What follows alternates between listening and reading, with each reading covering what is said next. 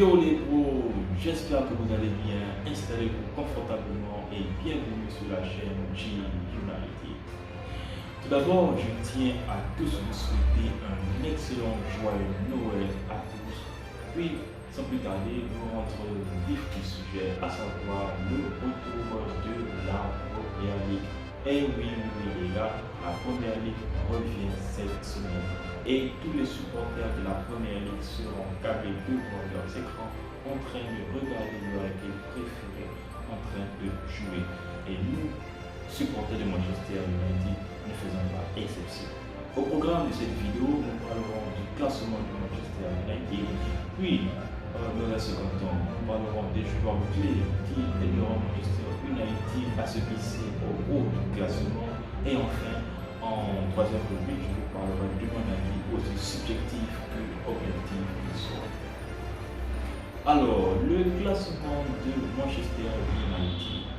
Manchester United pointe aujourd'hui à la 5e place de la Première Ligue, place acquise grâce à sa dernière victoire contre la merveilleuse équipe de Fulham au bout du temps additionnel grâce à la pépite du moment du côté de Manchester United, Alejandro Garnacho.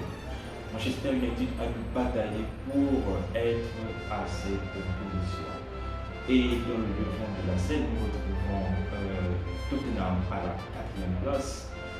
3e place a été détenue par la merveilleuse équipe, ou plutôt la surprenante équipe pour certains de Newcastle United. La 2e place est détenue par Manchester City, qui elle se bat chaque année pour le titre de Première Ligue. Et la première place, elle est détenue par l'équipe d'Arsenal. Il faut bien le reconnaître, Arsenal a fait un début de saison canon. Mais le rituel et ce qui est bon avec la Première Ligue est que le premier de la Première Ligue durant les fêtes, le plus souvent s'il se retrouve en tête, il est officiellement champion lors de la fin de la saison. Seul Liverpool n'a pas réussi à le faire pendant 3 fois, sauf l'année post-Covid où ils ont enfin remporté leur titre de Première Ligue après 30 ans de longue attente. Concernant Manchester United qui pointe à la 5e place de l'Angleterre, United jouera son prochain match contre l'équipe de Nottingham Forest, une équipe qui est réputée, qui a été réputée pour avoir recruté un grand nombre de joueurs lors de sa montée au niveau de l'élite du football anglais. Et pour cela, Manchester United devra donc batailler pour prendre les 3 points contre cette équipe, car il faut le rappeler, Nottingham Forest pointe à la 18e place et pourra aussi jouer un vilain tour à l'équipe de Manchester United. Ce qui m'amène directement à parler des joueurs clés pour la suite de la saison de Manchester United. Je vais d'abord commencer par le gardien, et oui, David De Gea. Il faut le reconnaître, David De Gea a été un joueur qui a été décrié tout au long de l'année dernière, puis au début de la saison, si je ne m'abuse. Moi-même qui vous parle, je l'ai décrit, je l'ai 8 fois insulté car il nous a coûté peut-être des titres lors des 2 dernières saisons qui se sont écoulées du côté de Manchester United. Mais il faut le reconnaître, cette année, De Gea est impérial sur sa ligne. Et avec le nouveau style de jeu que Erik ten Hag est en train de mettre en place, nous remarquons tout de suite que De Gea ne fait que s'améliorer de match en match avec le ballon au pied. Devant lui, il y a bien évidemment notre meilleur duo de défense, à savoir Lisandro Martinez et Raphaël Varane. Lisandro Martinez qui est surnommé le boucher, et il a su bien ce rôle de boucher car sur terre il ne laisse, on va dire, personne passer. Et monsieur propre, Raphaël Varane, qui fait un travail vraiment remarquable. C'est lui carrément le chef de la défense du côté de Manchester United. Ensuite, au milieu de terrain, nous retrouvons sans doute le meilleur élément de Erik ten Hag, à savoir Casemiro. Oui, Casemiro est ce grand joueur-là qui vient stabiliser le milieu de terrain de Manchester United.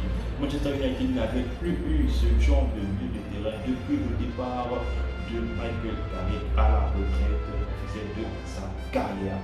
Casemiro est là pour stabiliser tout le monde. Lorsqu'il joue, je pense que tous les supporters de Manchester United sont contents lorsqu'il est sur le terrain, car c'est lui qui est le premier pont entre la défense et les autres milieux de terrain.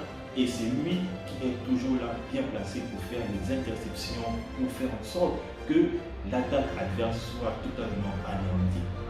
Devant lui, je vais citer un joueur qui lui aussi a été décrié et il était même supposément en partance lors du début du championnat, voire même l'année dernière.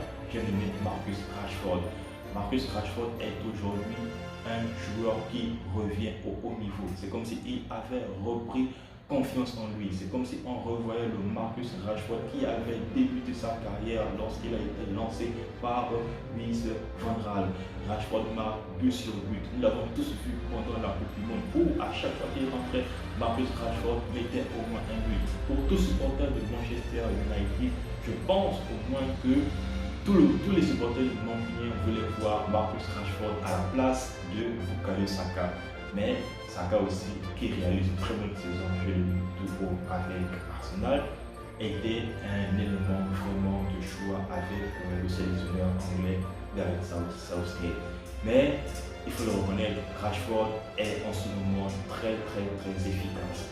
Il a encore marqué son dernier but en Carabao Cup, où il a inscrit un but solo vraiment spectaculaire. Rashford revient jour au jour au top niveau et tous les supporters de Manchester United sont complètement fiers. Et à la fin, je vais nommer le joueur qui parfois a été insulté, parfois a été critiqué par sa nonchalance, parfois nous, les supporters de United, on passait le temps à lui crier dessus, il faut le reconnaître. J'ai nommé ici Bruno Fernandes. Et oui, Bruno Fernandes, celui-là qui passe le temps à râler, celui qui passe le temps à courir derrière les arbitres. Aujourd'hui, il a cette place-là, il a ce monopole-là sur le milieu de terrain de Manchester United. C'est lui qui est là pour donner des longs ballons, c'est lui qui est là pour dynamiter les défenses adverses.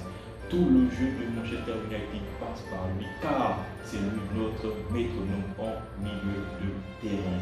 Alors, mon avis sur l'équipe de Manchester United à la fin de la saison.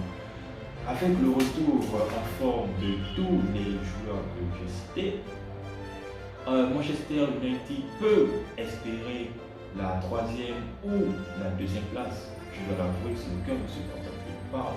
Mais il faut toujours rêver pour satisfaire son envie. Alors, Manchester United peut être deuxième de cette ligue. Et en plus de ça, je pense que United peut enfin remporter un titre.